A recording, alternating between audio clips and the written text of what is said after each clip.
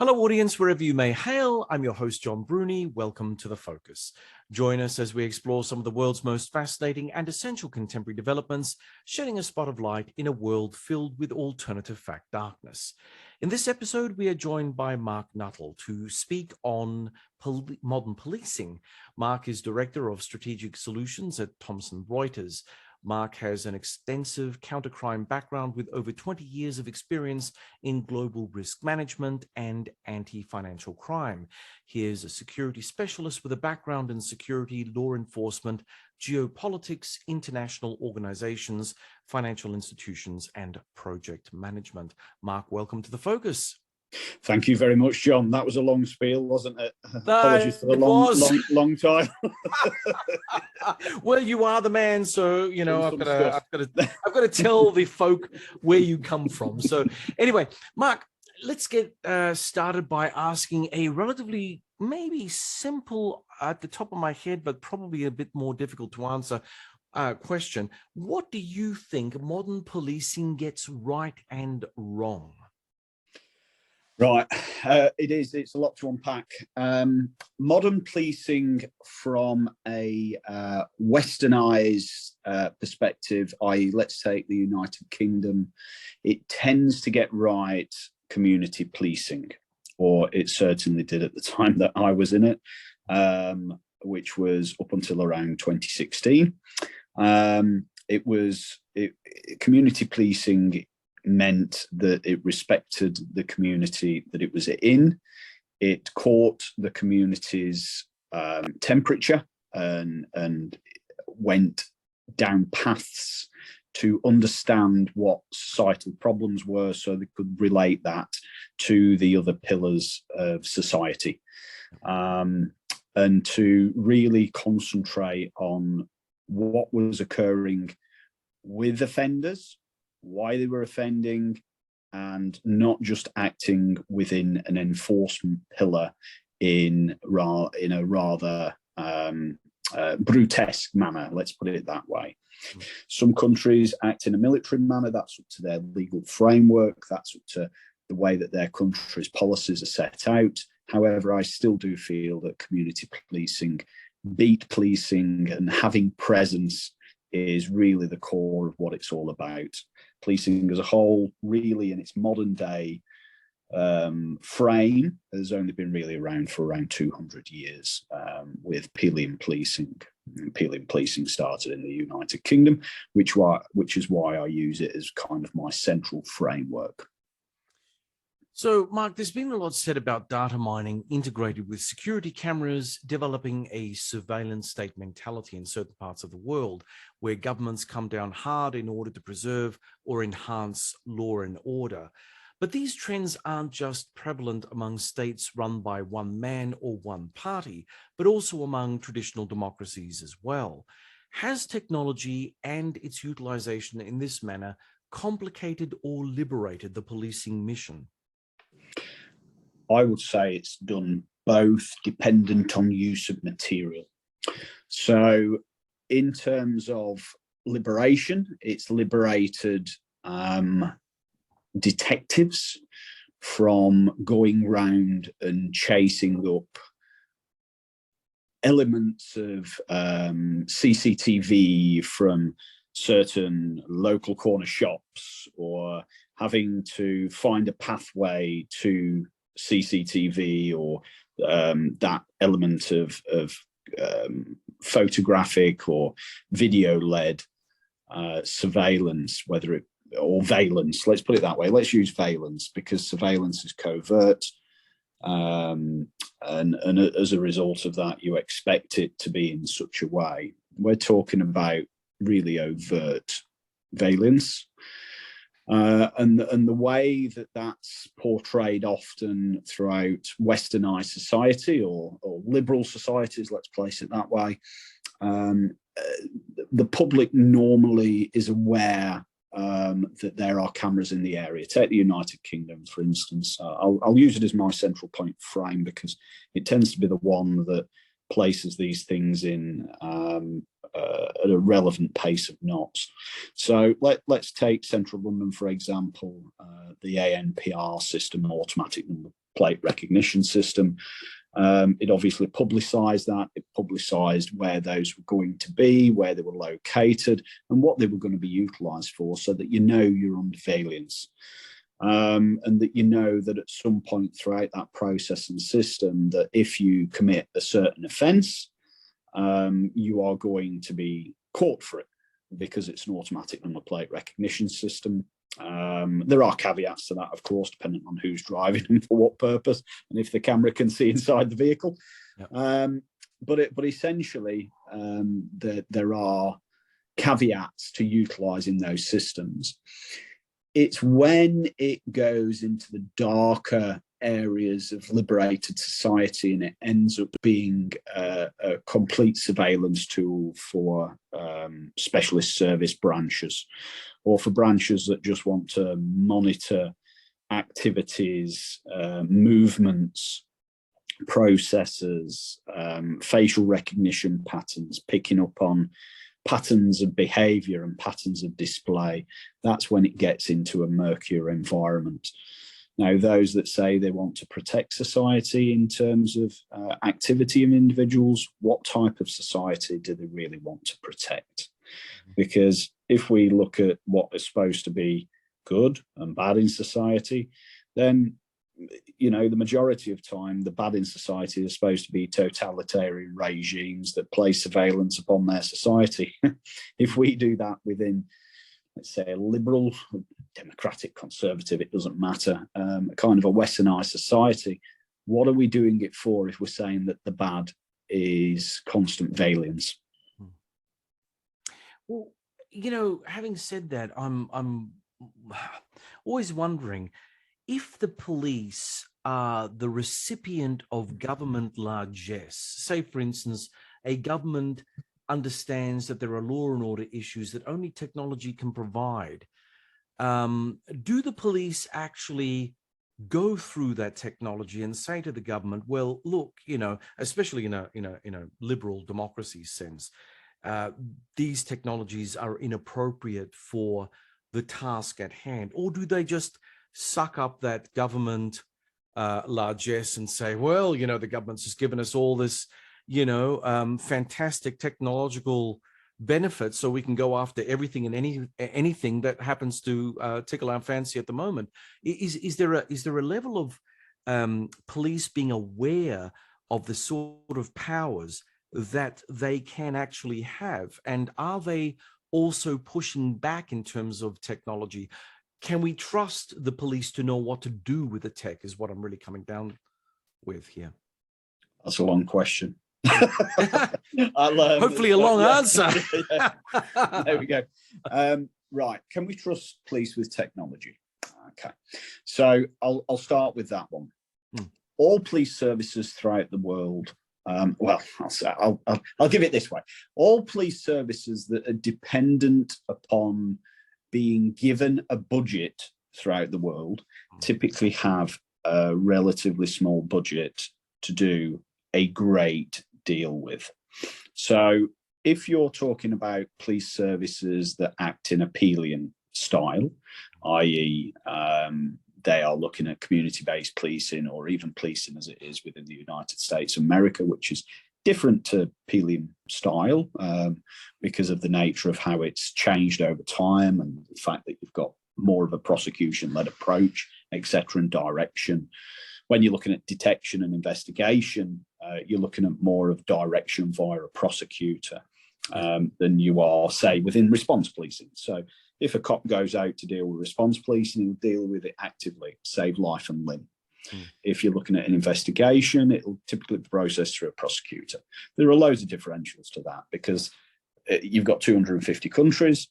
Throughout that, you might even have even more police services, because you've got regional policing, and you've got country-based policing, you've got federal, all these differentials. So you might have, you know, roughly around 1,000 different types of police services. Yeah. But let's take it on a country basis, okay? So if you're taking with a budget, within that budget, technology typically only accounts for a very small percentage of that budgetary provision, because policing in the main is a HR or a resource intensive person service. Yep. So you need a human to go around. You need it to do the policing element. There are no robots in fashion yet. Even drones can't do the service. You can't take Elon Musk violence. May have something to say about that, though. Come on. Yeah, let's have a chat with him. Let's bring him over. I can have a word. He might give me some sort of pay rise. Yeah. So the way that it functions is still vastly human resource intensive. Because it's human resource intensive, that tends to be where the budget goes, whether it's administrational staff or sworn warranted officers. Let's put it that way. Small warranted officers should make up a great deal of the percentage of that policing staff. After that, you need control room. So police can communicate with other police, or police can communicate with other emergency services to record the processes, whether that's digital, whether that's analog, whether that's radio, whether that's more complex communications and signal processes. Then it depends from country to country to country. Then comes any type of digital body-worn camera, comes with it any form of case management system, comes with it any type of legally processed provision to make sure that you can form your case, or you can analyze data that you might have seized from, say, a computer or a phone, etc., which normally goes through a forensic process. I'll come back to the UK again, and I'll come back to the UK for a reason, because it's got a very solid legal process, and it's got certain elements of acts within it. So the Criminal Justice Investigative Procedures Act, etc., the Police and Criminal Evidence Act, the Proceeds of Crime Act, so CJPA, and a load of others. And what that means is you've got to do things certain ways. You've got to do it to the letter of the law. And if you don't do it in that way, the case will crumble. There's no point arresting anybody. And if there's no point arresting anybody, there's no point. You get where I'm going with this. Yep. So that's what forms up a majority of a budgetary expense for policing within a Pelian society. Within the UK and certain other jurisdictions, police officers aren't armed. There's only a certain amount of police officers that are armed. So take that technology away as well. Some have been given tasers. Again, take that proportion away as well. And what you are left over with then is not that much budget to spend on what could be deemed to be surveillance type equipment. So I work within a covert unit. I was dealing with serious and organised crime. Our budget for those things was relative to the size of the covert unit that we had and the investigations that we were dealing with. Right. In terms of the National Crime Agency, for example, they're the same. It's all about human resource. Pivot that, okay, Pelian principles to a despot country where you have got a totalitarian regime. Budgets within those security states are almost endless, because that is their function. It's to become a totalitarian regime. It's to control individuals and people, and it's to monitor those people. How they get that equipment usually is in a kind of a dual goods process list. If it's from a military regime process through civilian organizations and private companies, or they will go through kind of a criminal supply chain to have it implanted into the country, because typically they're under sanctions. Right. If they're under sanctions, that means they can't often get the precursors to that as well, because they're under those items are under a dual good list process. So again, it's got to be a criminal supply chain process for them to be able to receive that material and equipment, for them to be able to comprise their totalitarian regime. If you're looking at, say, control through cameras and surveillance through cameras, typically within, like I say, westernized society, there are legal frameworks. Yes, okay, on occasions, those legal frameworks may turn off in the incidence of terrorism under a reason of terrorism, etc., when a terrorist incident has taken place, so that monitoring can be done to see either what is going to occur or where people are going to be, and then it'll be switched off at certain times for certain purposes. This is, I'm not telling tales out of school here. Everything's open in relation to when those processes are deemed to be in place, and they're publicised in various news articles, etc., and media. It's interesting, though, when you read about modern policing and you look at the technological aspects of modern policing and the intrusiveness of this. Again, I have to come back to the idea of who watches the watchers in the Western sense. I mean, will the police take up new technologies and techniques without question, even though they may think that it's skirting the line with regard to civil liberties? Or will they sit back and think to themselves, holy crap, we live in a democracy. We are a police force in a democracy. And so therefore, we understand that if we were to roll out all this new surveillance technology, it's going to have a massive impact on the public. I mean, how deep do those internal discussions go to give the public a sense of security? Yeah. Yeah, I think so. Let's take it to common policing. So uniform policing, let's get out the special services piece for a moment, because they're a different element. But if you're talking about normal policing departments, they normally, so their procurement services will hold a budget and a budget line, etc. You then might have specialist departments within those police services that have got certain remits, so covert remit, for example. If you've got something, so in the UK, you cannot use interception material in evidence, okay?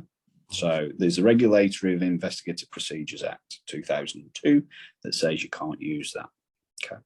So if you want to purchase, so say you're a common man, yeah, and it's the same way for police services or defence services.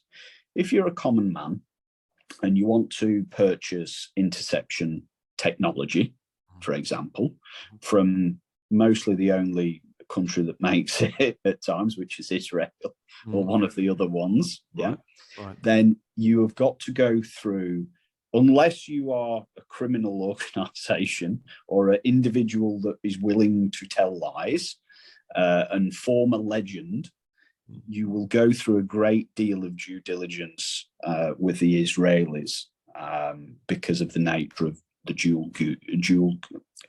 dual use goods regime. Yes. So if you are purchasing that form of equipment firsthand, then you will have to go through that. Okay. And so you have to have awareness of that and knowledge of that. If you are buying it secondhand, you will be either buying it off the black market or somebody that is extremely dodgy.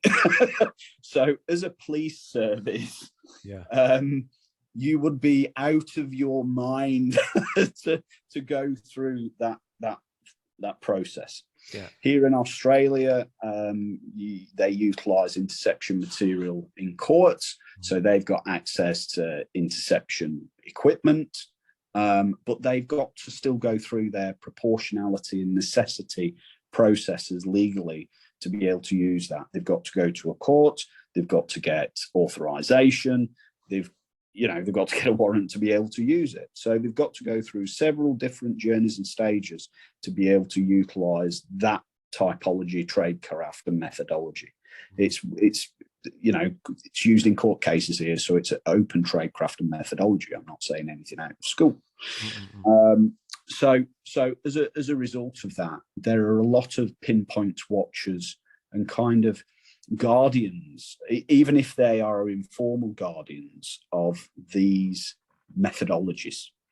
So take the United States, for example. There are 1,000,001 police departments in the United States. Maybe I'm largessing that, but there are quite a few. There are sheriff's departments, there are city departments, there are there's federal departments of all types. Those little city ones barely have the budget to buy police cars, never mind anything else that is more technical.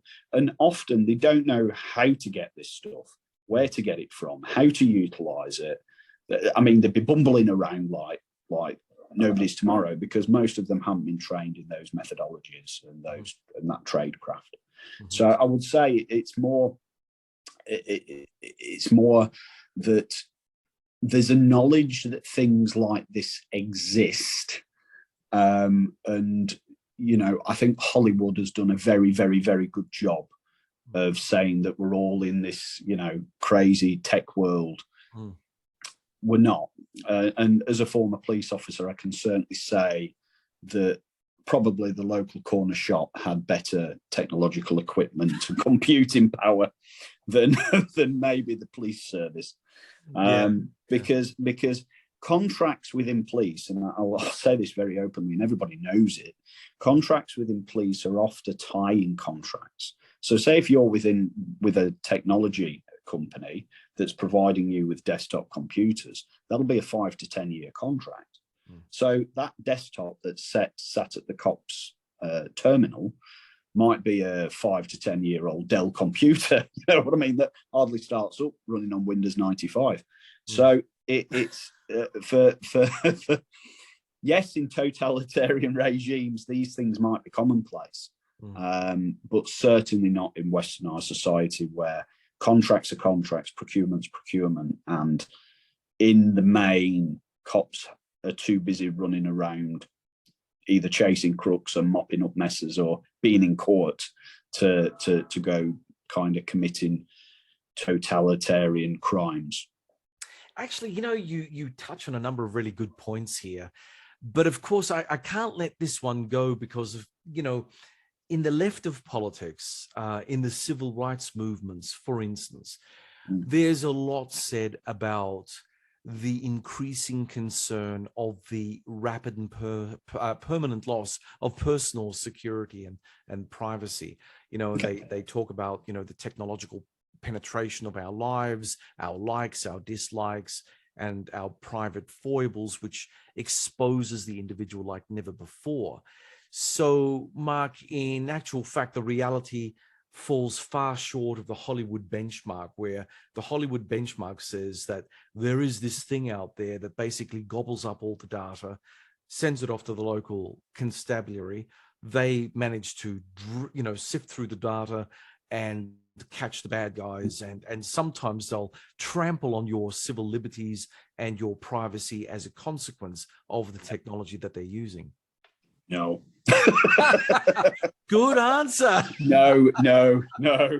Right. They can't. I work for Thomson Reuters. Thomson Reuters has got one of the largest data pots in the world.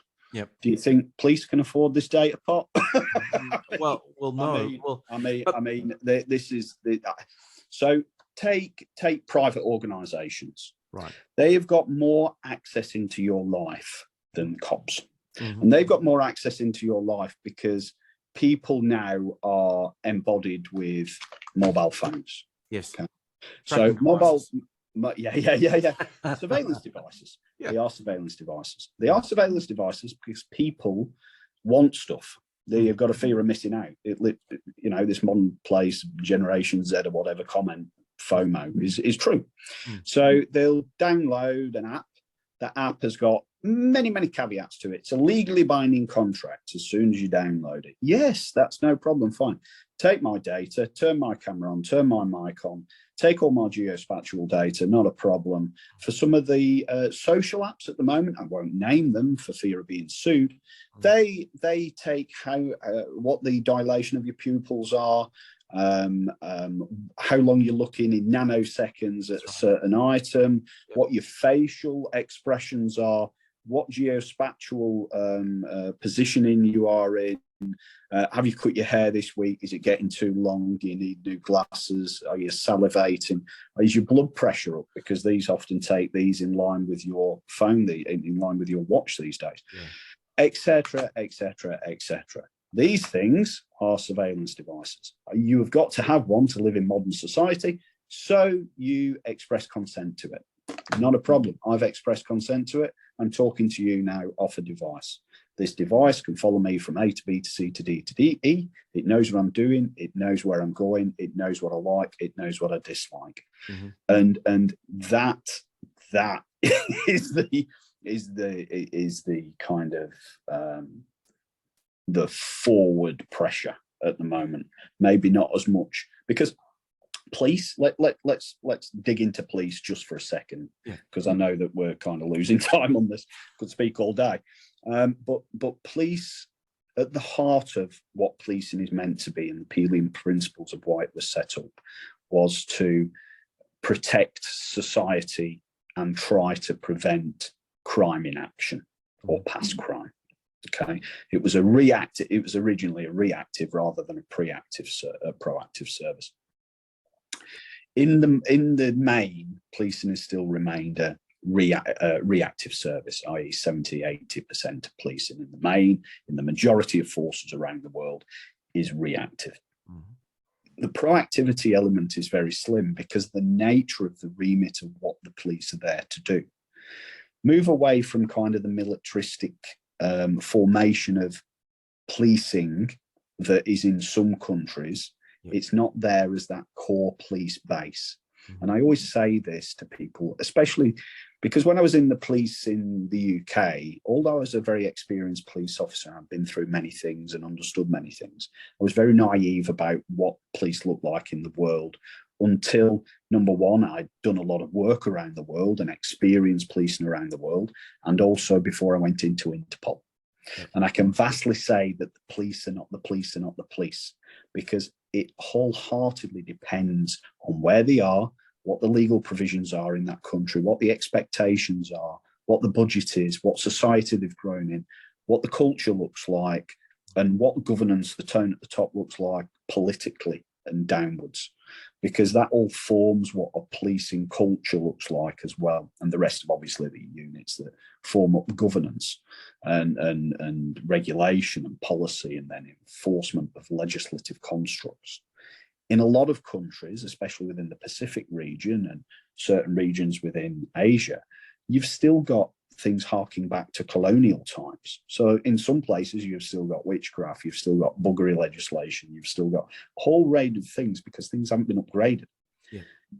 Law enforcement is kind of a second thought in that we need to make sure that the community aren't killing each other. And we need to make sure that there's limited theft so that we can have kind of an economic framework within the country and it's safe and secure for people to come and invest, go in and out of.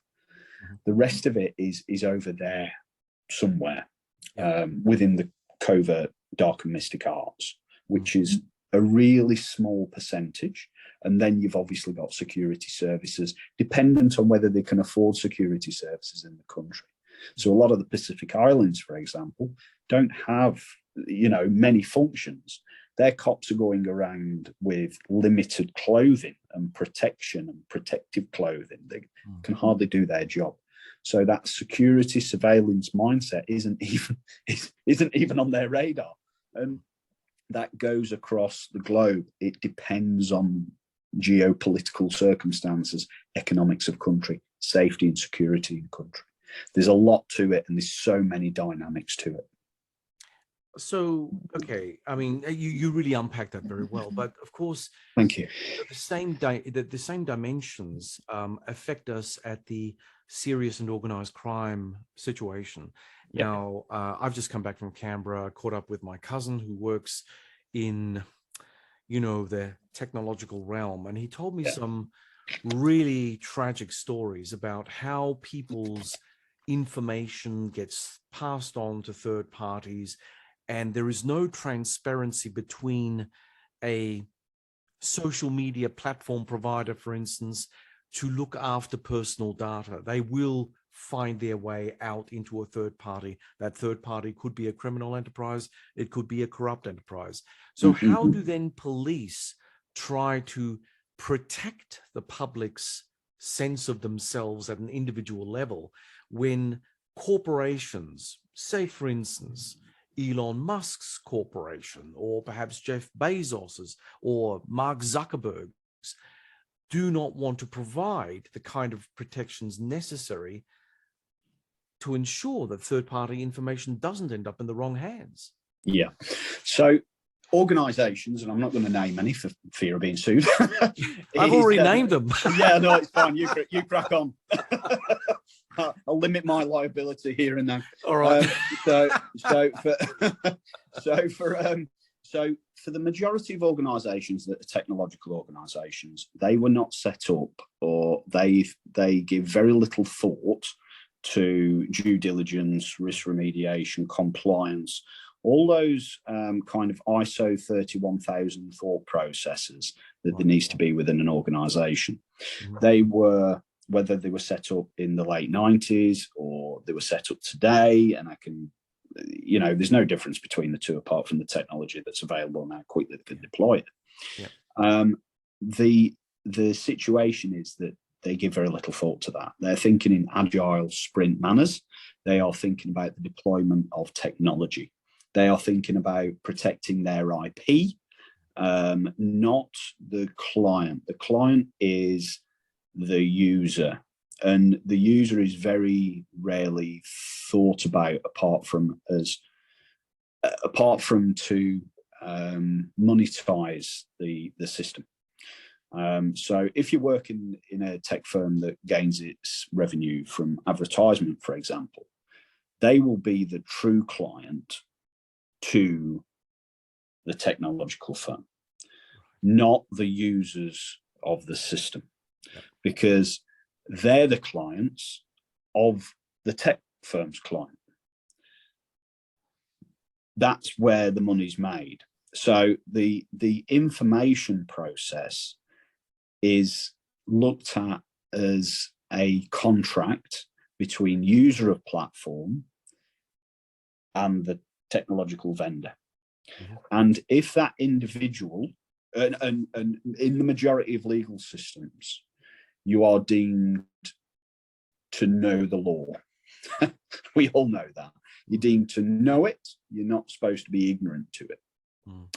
And contractually, if you haven't read your small print and you've signed your name to it, can you just give me a second, please, John? I apologise. I'll just mute.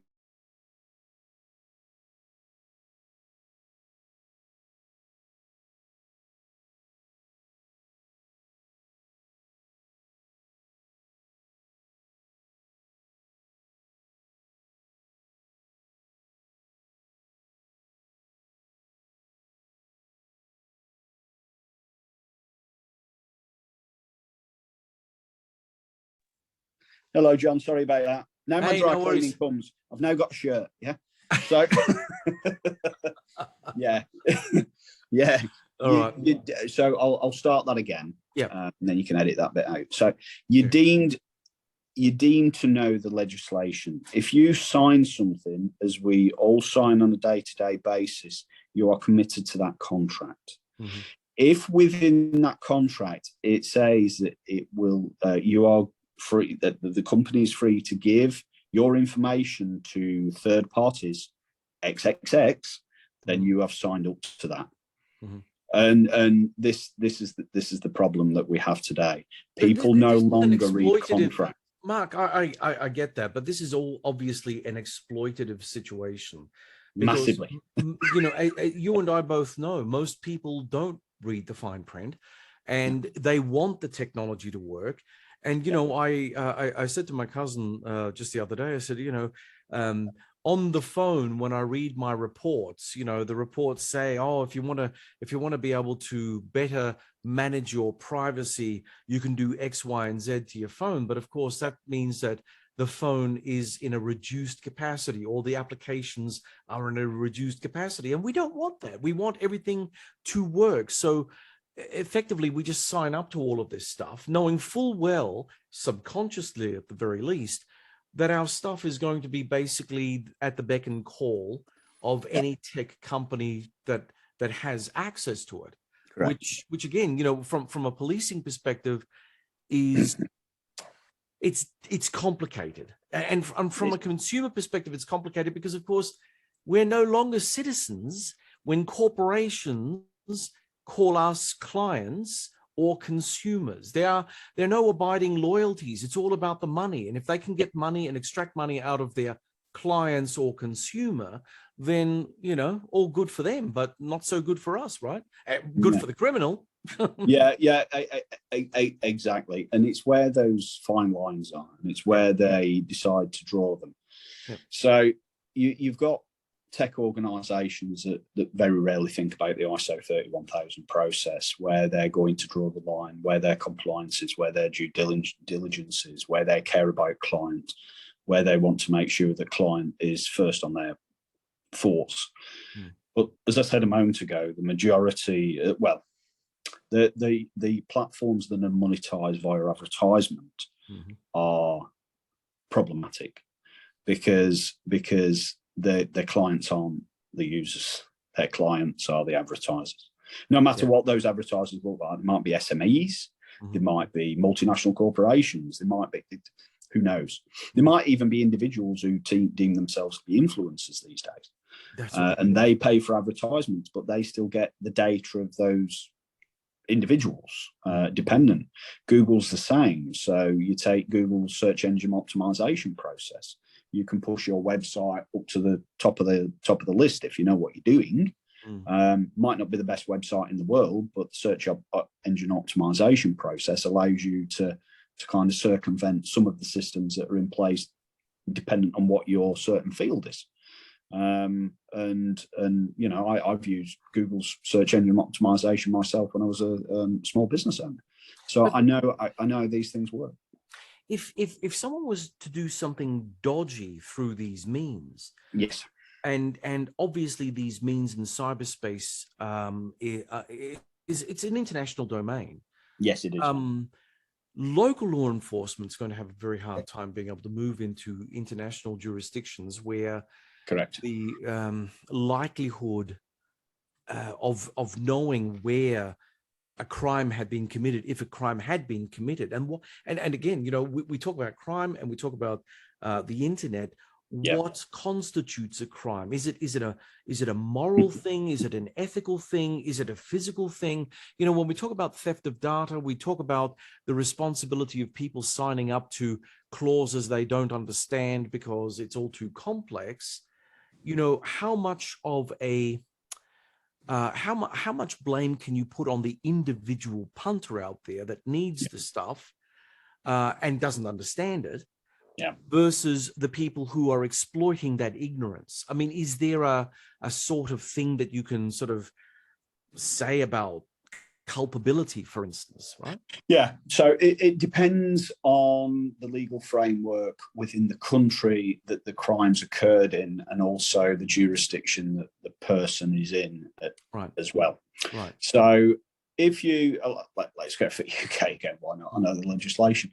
So fraud by false representation in the UK, you've got to have false representation to make the crime out.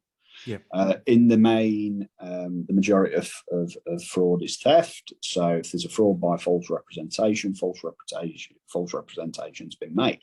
Okay, usually it's in some type of documentation format. So if a false representation has been made, for example, and it's led to a fraud, and there's attempts of this as well. So let's leave the attempts to one side because they're very painful and they're very hard to prosecute as well. So let's say that the theft has been made out of taking acquisition of A, B, C, or D, whatever the asset might be, money or crypto or whatever. Then what needs to occur in that process? Pretend it's been made out. Okay, so you've got a fraudster. He's made a fraud by false representation. There's been a false representation, whatever that lie may be on documentation. You know, I've sold somebody an orchard of apples in France, for example, and it doesn't exist. Okay, very simple thing. Yeah. Contract's been signed, everything's been there, but that doesn't exist. Fraud by false representation. Easy. Okay. What needs to happen to get the evidence from France, for example, that doesn't exist, because you can't just use Google Maps, for example. You've got to understand who the owner of that is, what the plot looks like, where it is. You have then got to request, say in the UK, if I'm a police officer in the UK, I've then got to go to the Crown Prosecution Service, who will write through the UK criminal justice system for a commission rogatoire, or a letter of request. It's a legal process. That will then go over to the relevant competent authority. Two competent authorities in the UK. There's a competent authority, and then there's a competent authority in France. Yep. Goes to France, then what they'll need to do is authorise that that's in correlation to something that they can deal with. They will then go and do the relevant action. The police service in France for that region will go and do the relevant action that has been requested on my commission rogatoire, okay, letter of request.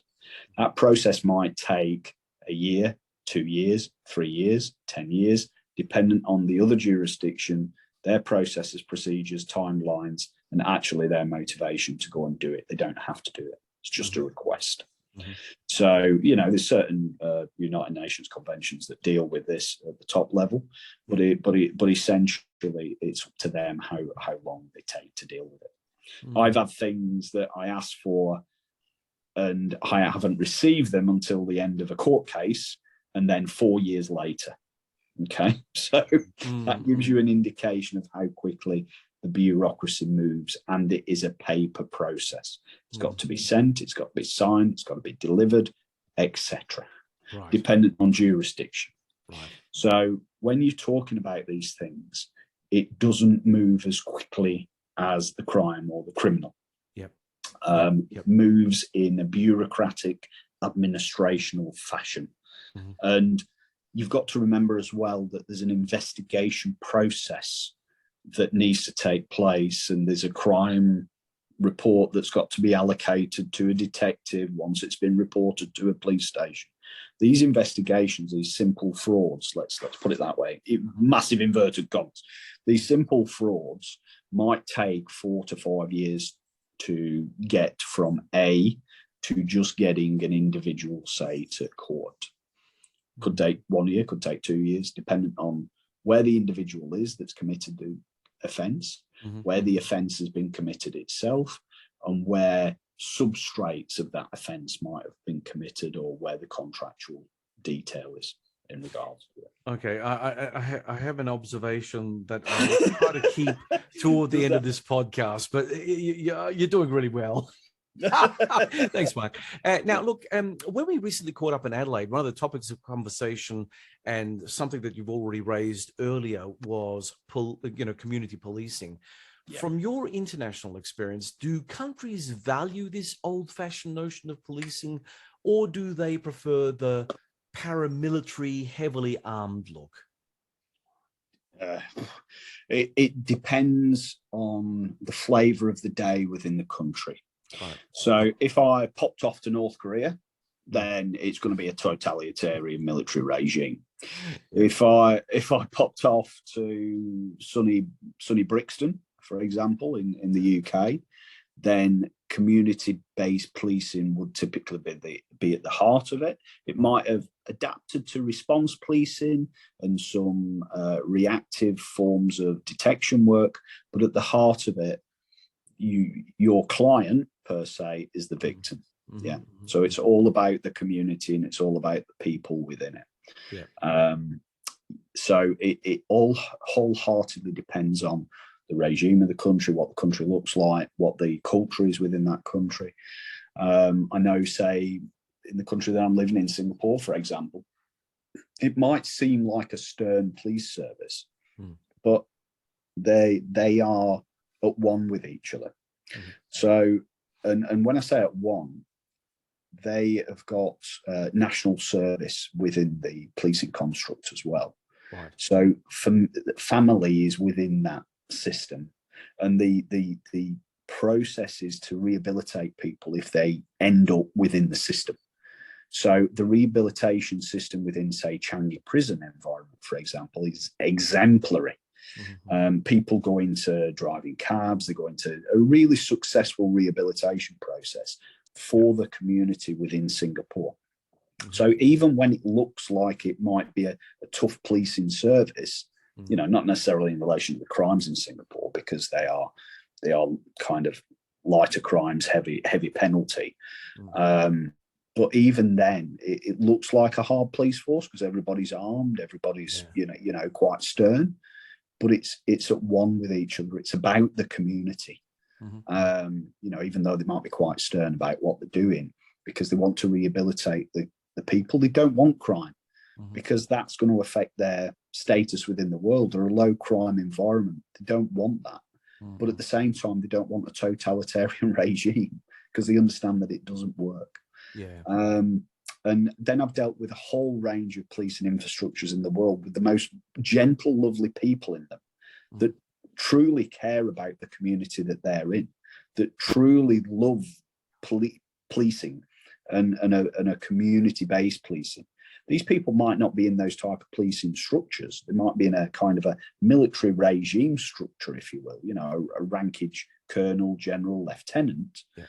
However, they are still doing it for their community because they've joined a police service or a police force, which means that criminal legislation is typically in the main towards the benefit of the society, if you will. That's the point of having, you know, criminal legislation.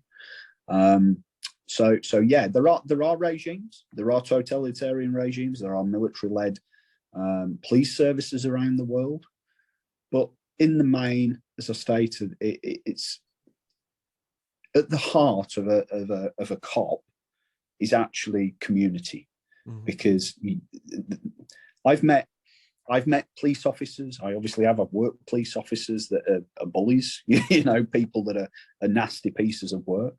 They get weeded out of the system, as long as the system is right. And in the majority of instances, I've met right systems. I've met systems that want to make sure that the citizens within the country are looked after, that they're not abused. There are many countries that abuse their citizens. I understand that and I get it. But even when I've been to countries like Myanmar, for example, the police service that I was dealing with in Myanmar at that time, back in 2018, 2019, were lovely, lovely people who were just there to look after the community. They cared about the community. It might be a different regime now, or kind of the old regime put into a new regime, but their policing structure, the one that sat there previously, were delightful people who just wanted to serve the community.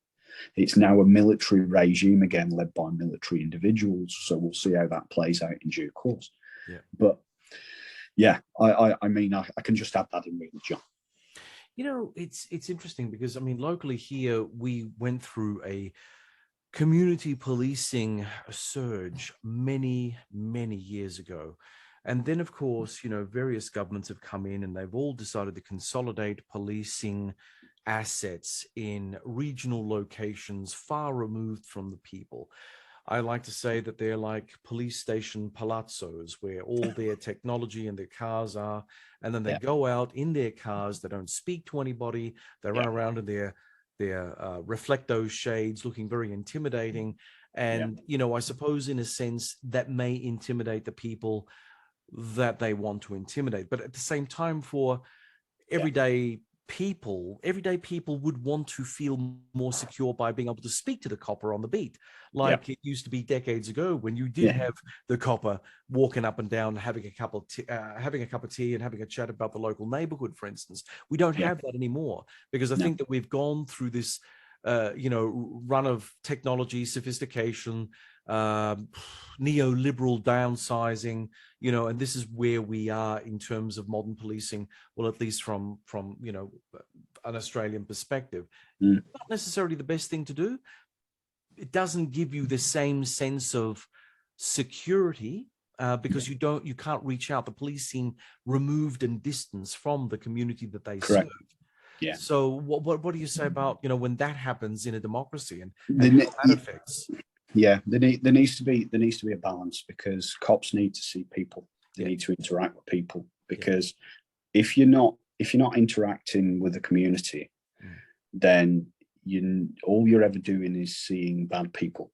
Okay, so say within my last tenure within the police, for example, I was dealing with serious and organised crime consistently. You begin, your mind just that's all you're seeing. You're digging in, you're evaluating, you're investigating. That's what you're seeing. You're communicating with the outside world on your off time, obviously. So you're a part of the community. Thankfully, I lived in London, so I was part of the community that I was in. Yep. It's when you maybe have cops that all they're doing is seeing villains all day long. They see badness all day long. And then they might go to a suburb that's far removed from where their main community-based policing is. That's when it creates a problem. And there's some questions about living in the community that you're serving, but if you're living in a city, it's a little bit different, you know. And if you're in covert units, there's a difference as well. But you know, there's always differences.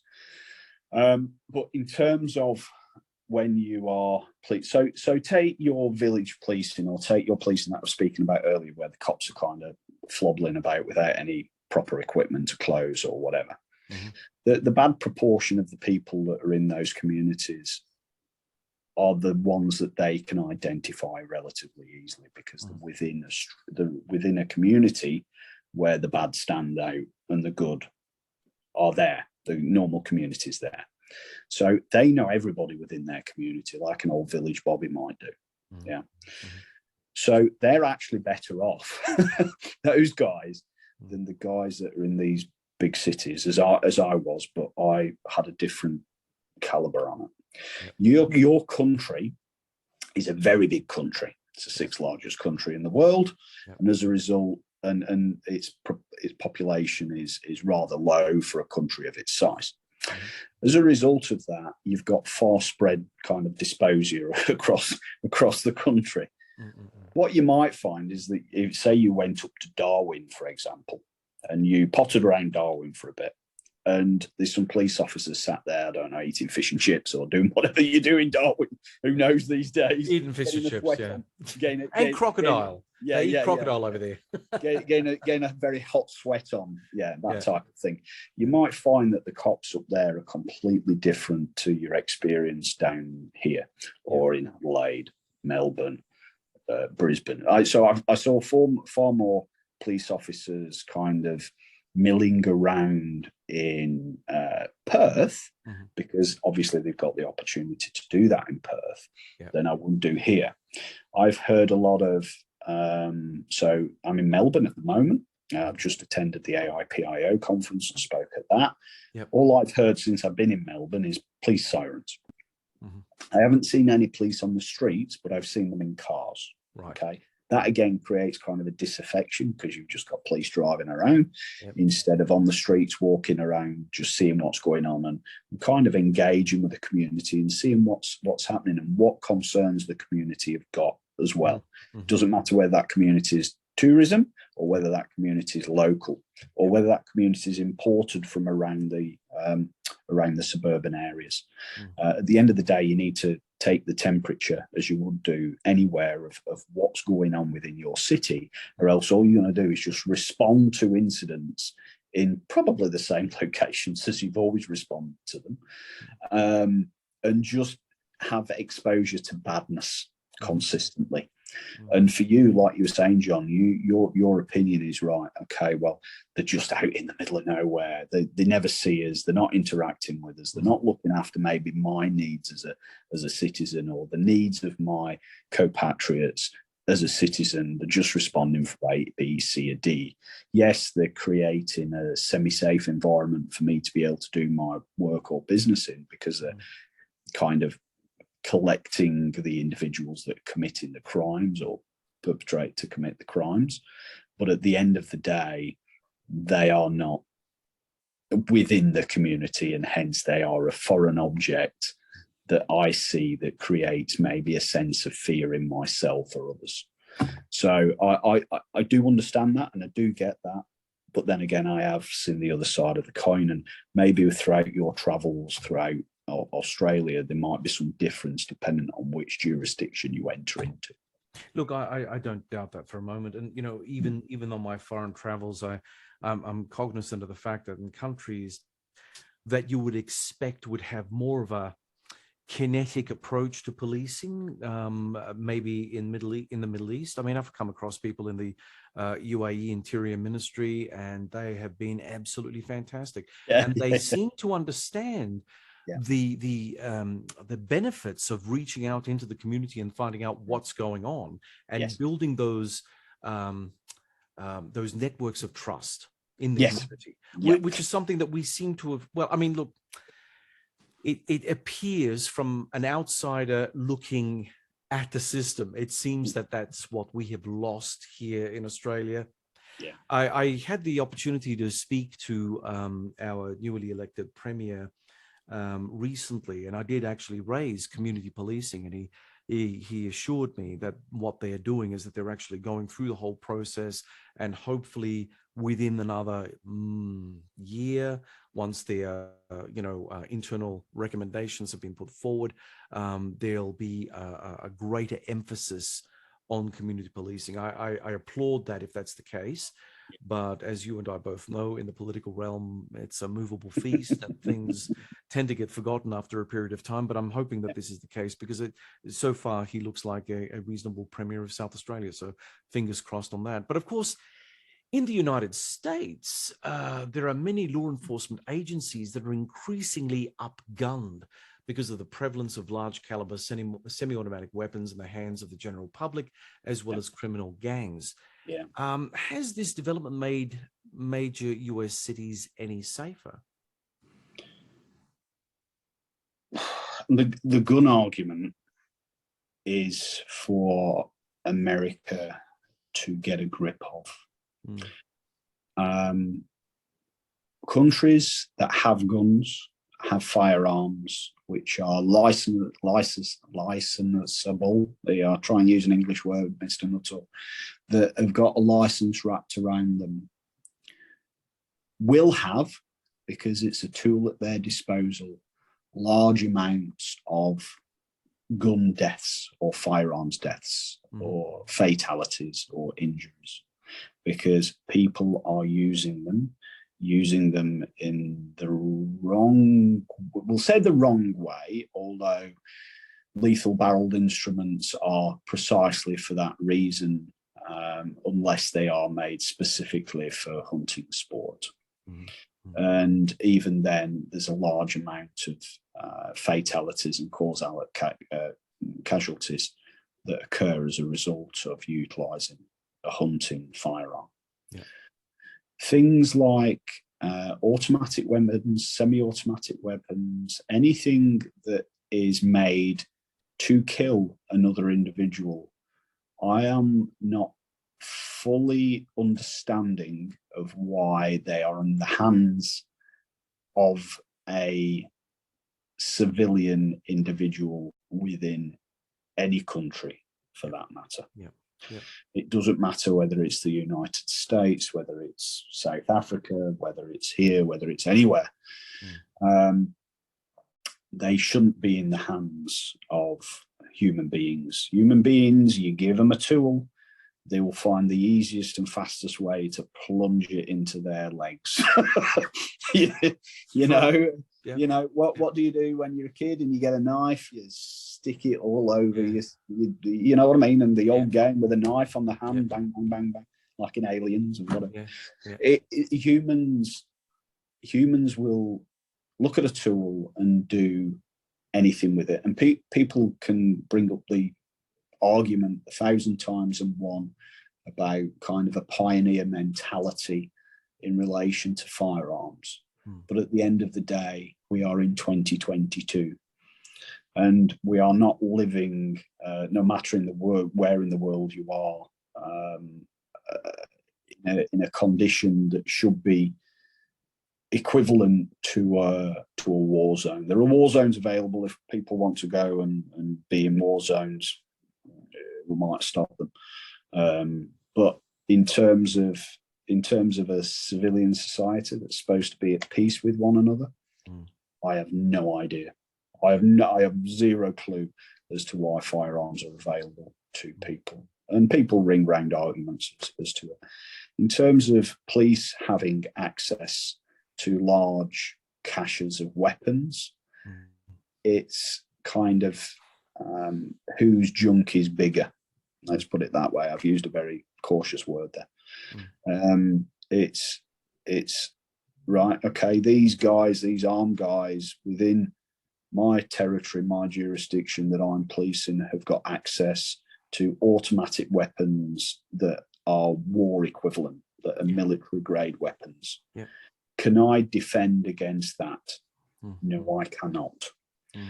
And in the first instance, like I said a moment ago, they shouldn't be in the hands of those individuals or a large proportion of society. Because if you, like I say, if you give a load of toddlers in a play school a box of knives, what are they going to do?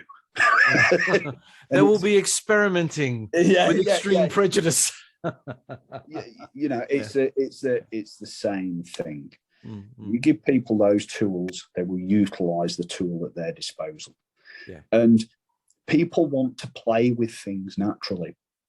So where you've got a large open plot of land at the back of your house and you decide to go out and buy a machine gun and fire it in so that you can try your target practice, people in inner cities don't have that option. So automatically, if I had a firearm in this room, I'd be looking at it going, this looks, well, it's just sat there. It's just waiting for me to do something with it. What am I going to do? Oh, I'm going to clean it. I'm going to play. Oh, I wonder if it works. You know what I mean? It's like, it's people naturally have that bent. And the reason why police have got to kind of get more or better is because they've got the battle with the individuals that are there trying to cause menace and mayhem to the rest of civilian society in those inner city locations or even out of inner city locations. We've seen the terrible and traumatic events from school shootings, from college shootings, university shootings. Las Vegas, for example, was another. I mean, that seems to have dribbled under the radar, but there's lots of conspiracies in relation to what was going on there. But at the end of the day, that was quite an event that went on there, and it was military grade, and it was. I wouldn't have liked to have been at that crime scene. Put it that way. Definitely not. Definitely not. Yeah. I'm John Bruni, and you're listening to Sage International's The Focus podcast, and we're speaking with Thomson Reuters' Mark Nuttall on modern policing and its various challenges. Mark, crime is becoming far more digitized, as we were talking earlier. As technology becomes more sophisticated, mafia syndicates and other serious organized transnational criminal outfits like bikie gangs are using the dark web to peddle their illicit products and services online. Who's winning the digital race now, the criminals or the police? Criminals.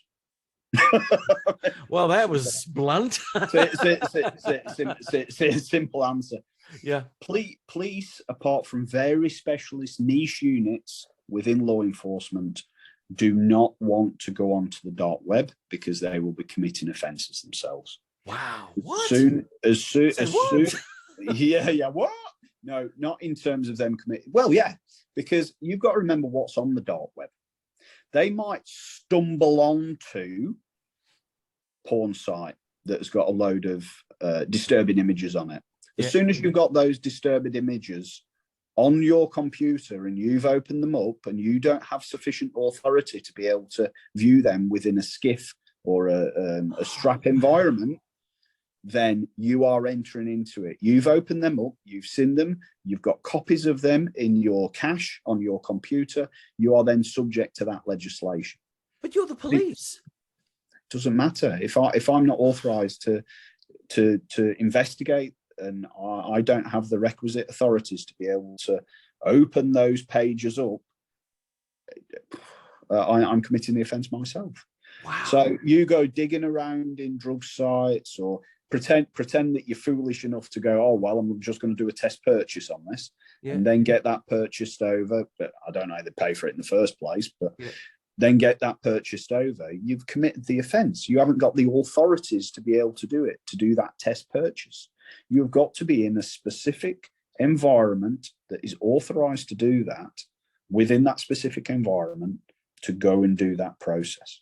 Well, gee, It's Mark, not just my ignorance. I thought that the police had the mandate to pursue, criminals operating on the dark web, and they had the mandate to use forensic evidence that they, could gain from the dark web in order to get the bad guys. I mean, this is actually quite a revelation. So when I was say when tech first came around and I was investigating a child sexual exploitation digital photo investigation, I had to essentially put that onto a stand. That material had to be forensicated by a specialist forensic officer or member of staff that I had to justify to at the time, I was a detective constable. At the time that I then had to do proportionality and necessity on with the inspector to be able to plow out that could then go to a forensic officer. The forensic officer then dealt with it in a certain way. It then came back to the police station on a very securitized disk. I then utilized the standalone system that was secure to be able to run through and rate all those different images, of which there were around 5,000 different images that I had to rate on a copine scale. I then had to rate those images on a copine scale and write out exactly what I'd seen, when I'd seen it, and to what purpose. I then sealed that evidence back up in that bag. That statement was wrote, that went to the Crown Prosecution Service. I couldn't just go hodgepodging across the system and then create copies and show them to XYZ. I had to describe and run through those things, even within the setting of an interview room. I couldn't then be opening that up for my alternate officer who might have been in the room to be able to view those things, or make a copy, say, to take that, because that's making a copy of an illicit image or child pornography. You can't do any of that. That's against the law. All right. But that says something about the bureaucracy behind policing, which means that while you're going through your rigid investigations according to whatever system you're going through, other children could be, abused or harmed, and the speed with which you can apprehend the criminals is going to be sort of kicked down the road somewhat, I would imagine, right? So back then there was no facial recognition. Right. There was no processes to put these things through. I appreciate what happens these days in relation, as far as I'm aware, I'm not in police service anymore, so I couldn't say exactly what the procedure is. But from speaking to some colleagues, that material is now kind of added to a secure database. So it sits there and it does facial recognition patterns and kind of squeals out, puts noise over whatever might be going on within that certain image. And then those facial recognition patterns and images are then corresponded to other matters across the globe. Right. So I believe that there is something there in place at the moment for things like that, but it's a very, very, very tightly constrained niche approach. The dark web has got to be dealt with the utmost kid glove scenario. Because everything that is on there is essentially criminal in nature. There's very few kind of like the systems that we used to use, because the dark web essentially is the old web. It's forums, chat rooms, what Yahoo GeoCities or its precursor used to be, forums, P2P, that type of thing, LimeWire and all those other forums, ICU2 and all those systems. Well, what essentially, it was a peer-to-peer, it's a node-to-node. That's what the dark web really is. And now it's encapsulated under the Onion. So when the US military created the Onion and it then got leaked out and it's now used to protect peer-to-peer or point-to-point processes, it's Onion address to Onion address now that's available on the net, so to speak. So you put your Onion address in and then you enter into whichever world you want to enter in under this kind of private network or the VPN network that the Onion has created for the world. You know, it's essentially put a mask over it. So people will create that Onion address and then utilize that Onion address to create their specific websites and do the deals or have the chats that they want to have. But you need to know what that Onion address is before you go searching. There are addresses that are available that are Onion catalogs. So you can then see where you want to go, as you would on what used to be the whole GeoCities, where you used to enter onto it and it'd say, you know, I don't know, forum to chat about mice or forum to chat about the works of J.R. Tolkien. It's a different thing now, you know. Here's a website about firearms. Here's a website about this. Here's a website about stolen credit cards, etc., etc. But you need to be within a specialist unit that can process that evidence so that you're not committing offences yourselves. Because in many countries now across the world, there's offences under that catalogue and remit of traditional crime, and now they're creating cybercrime offences as well. So law enforcement officers aren't immune from prosecution. You know what I mean? They've got to have justification. They've got to have necessity. In certain circumstances, they've got to have authorization. And that's the case with the Onion, is that, yes, a citizen can just go on to the Onion.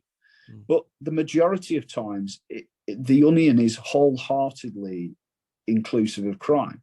So if you then start pressing on buttons and going, my mind really needs to explore what's going on here, that's when I caveat and go, do you really want to be diving into what the Onion is and what it looks like? At a top level, you can see what you're going to press. So if you're looking on kind of this search, kind of the library catalogue of where you want to go, you know that you're going to go looking at stolen credit card numbers. If you're going to go looking at stolen credit card numbers, why are you doing that? For what purpose? What good can ever come of that?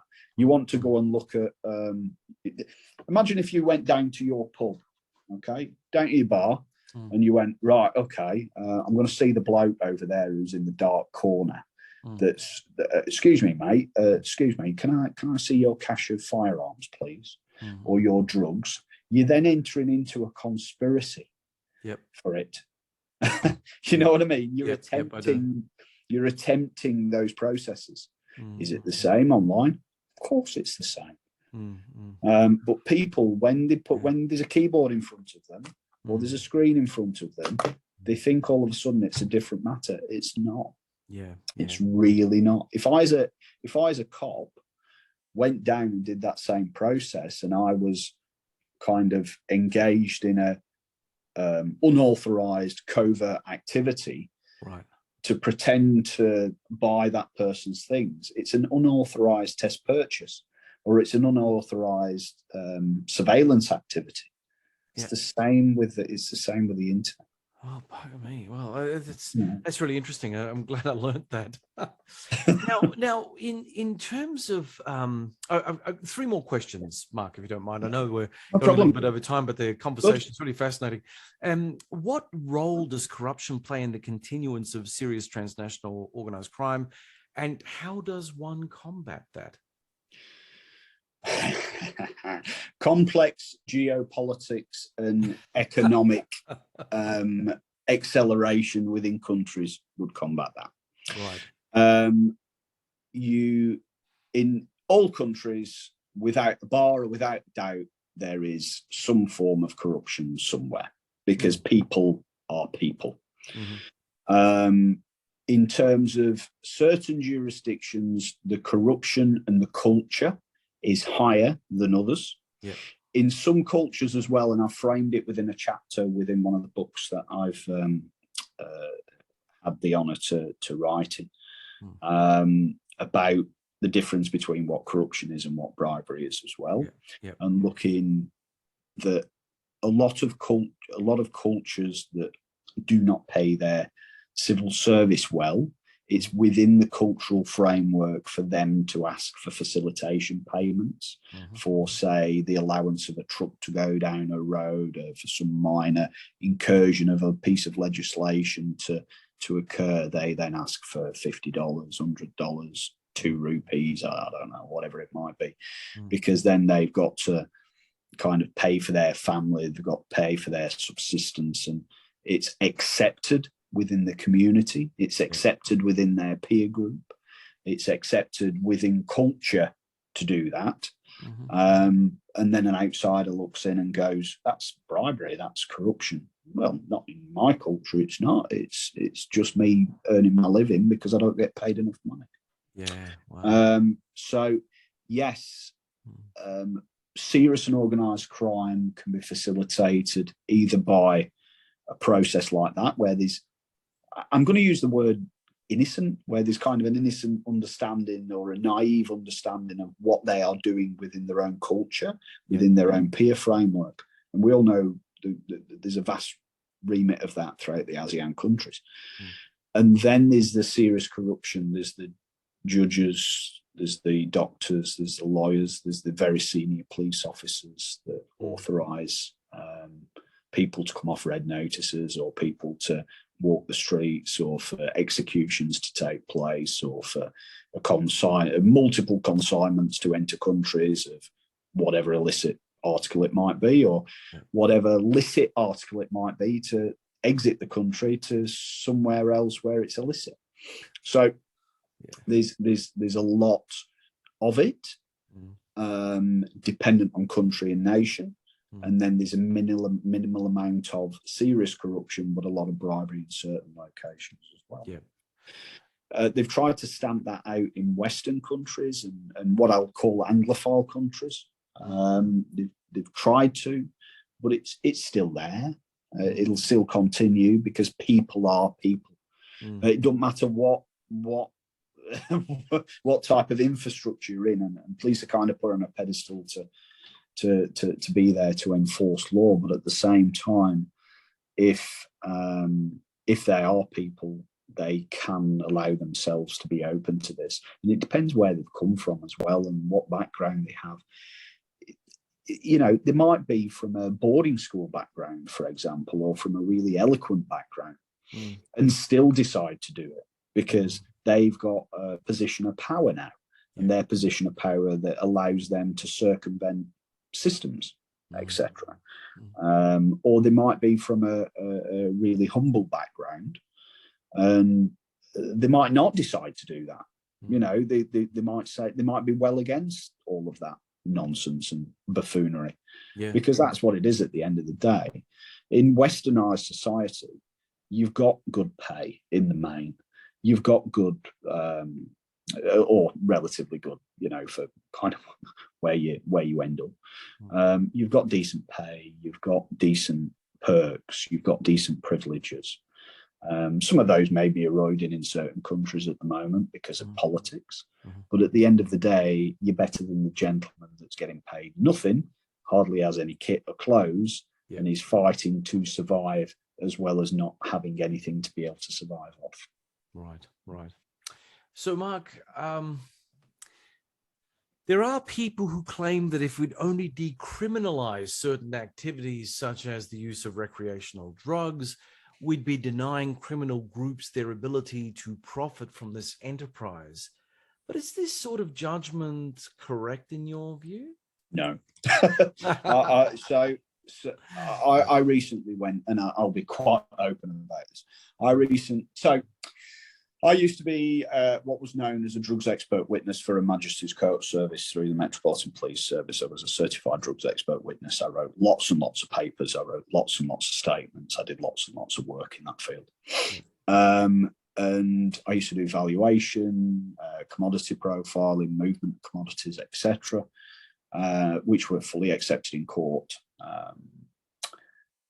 I went to various drug expert witness meetings throughout the years, some conferences, Tackling Drugs, Changing Lives conferences, and some of the officials within those conferences were that fed up with battling their head against a wall from cannabis fines or arresting people for this or arresting people for that.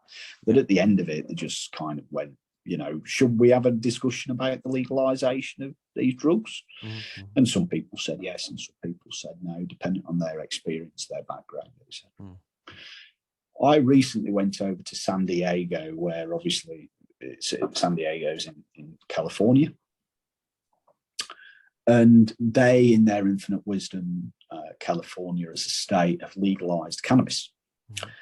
Now, people can have their opinions on cannabis, whatever way it may tune up. But at the end of the day, it's a drug that affects your processing and your ability to interact to your full cognizant capacity. Mm. And it was a gateway drug to other drugs, because you need to satisfy yourself as a human being that you get the same rush, the same buzz from things. So it was a gateway drug previously. The trouble is that gateway has now been removed. Mm-hmm. So when I went to San Diego, all I witnessed, and I went throughout San Diego, all I witnessed was kind of a hue of green smoke throughout the entire city. Mm. The majority of people that I interacted with, including people in hotels, people in service industry,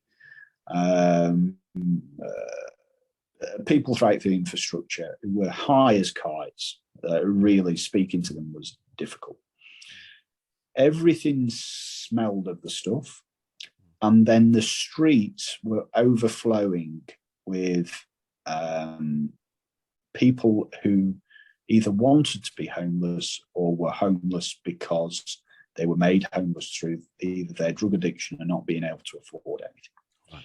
In the vast amount of the Maine, from what I saw during my time, there were screaming and wailing drug addicts who clearly had a problem with methamphetamine.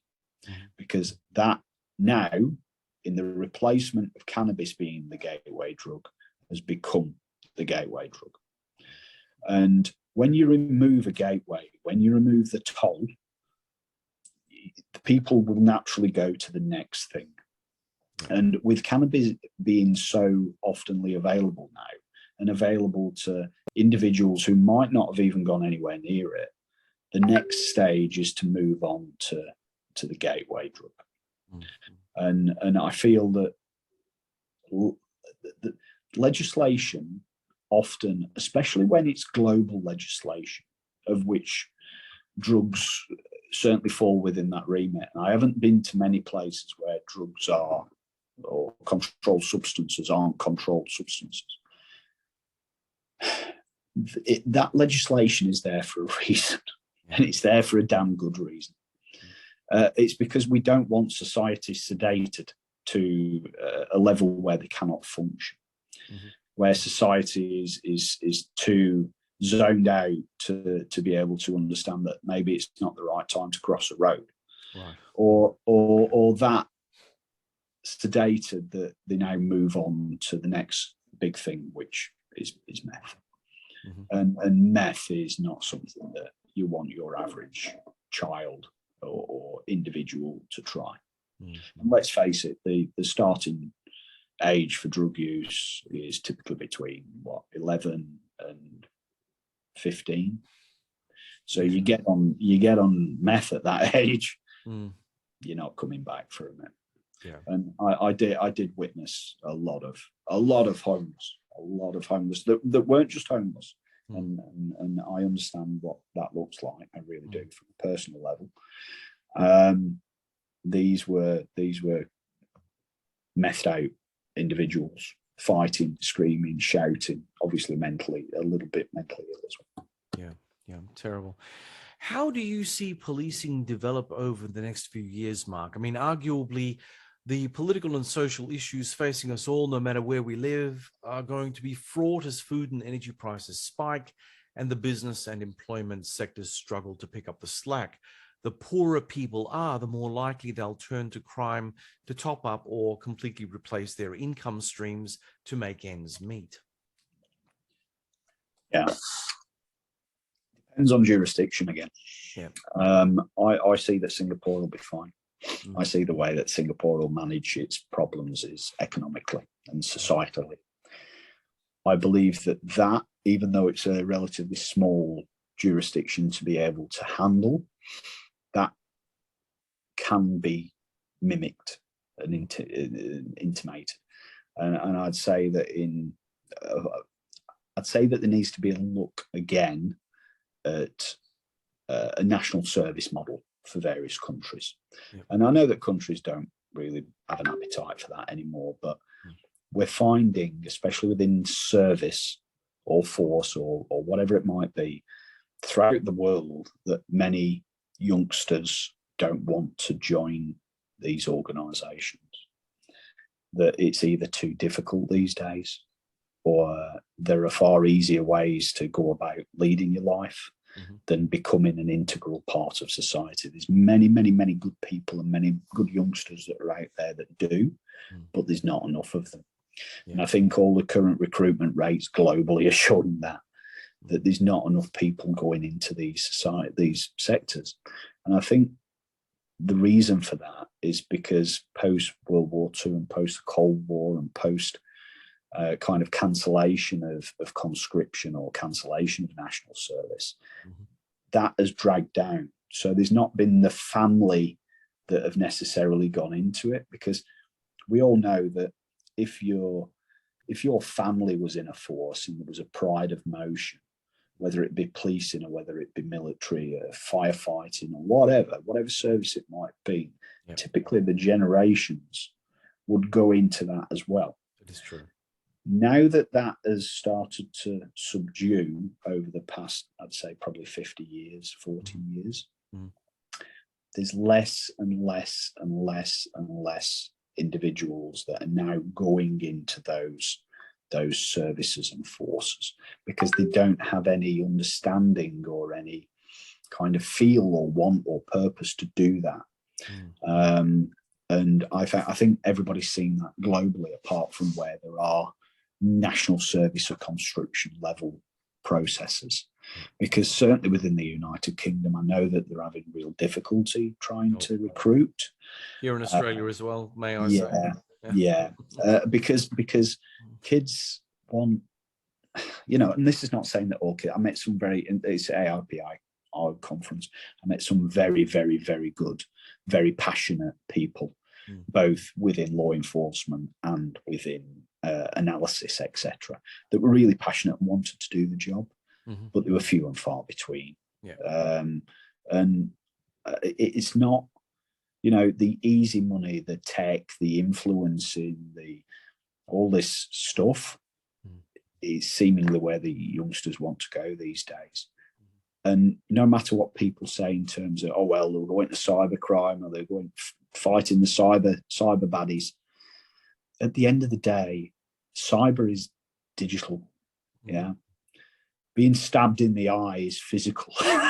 And there's more stabbings in the eye than there will be anything else. Because at the end of the day, if my computers get wiped out, they get wiped out. What can I do about that? If somebody comes up and chops my arm off, I can't do without that. Somebody burns my house down, I can't do without that. If they turn the electric off or the water off, I can't do without that. And I couldn't use my computer in the first place if I've got an electric. So people are forgetting about this. They're forgetting about that there's a reality to everything. And that goes with our forward society as well, is that the kind of forgetting it. I mean, Interpol released a metaverse thing the other day in relation to, kind of spending a lot of money on infrastructure for a metaverse presence. But guys, it's about the physical stuff. The physical stuff is where it's at. It's where it needs to take care of. If you don't have physical security around a building, guess what? It doesn't matter how much digital protection you've put in, somebody's going to rocket a car through the wall. and absolutely.